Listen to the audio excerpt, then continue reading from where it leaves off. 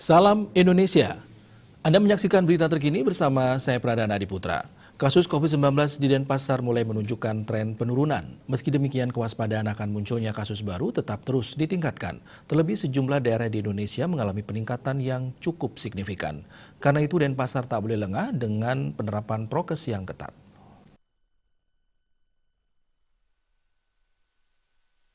Wali Kota Denpasar IGN Jaya Negara mengungkapkan, pemerintah Kota Denpasar menggencarkan pelaksanaan vaksinasi COVID-19 kepada seluruh lapisan masyarakat.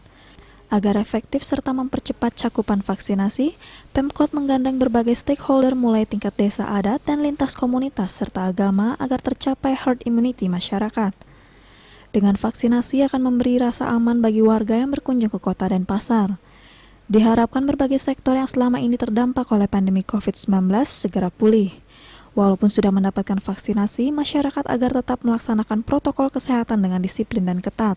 Sementara itu, Wakil Wali Kota Denpasar IKD Agus Arya Wibawa mengatakan capaian vaksin COVID-19 di masyarakat Kota Denpasar hingga minggu lalu telah menyentuh angka 324.000 orang dan ditargetkan akan tercakup sepenuhnya di bulan Agustus depan. Masyarakat yang sudah diberikan vaksin harus tetap mematuhi protokol kesehatan dalam setiap aktivitas guna terus menekan penyebaran COVID-19. Asmara Putra, Palipos melaporkan. Untuk mencegah penyebaran COVID-19, ingat pesan Ibu selalu terapkan 3M, wajib memakai masker, wajib mencuci tangan, dan wajib menjaga jarak, serta wajib menghindari kerumunan. Dengan penerapan perilaku 3M, Indonesia segera terbebas virus corona menuju Indonesia maju. Tetaplah bersama Bali TV. Salam Indonesia.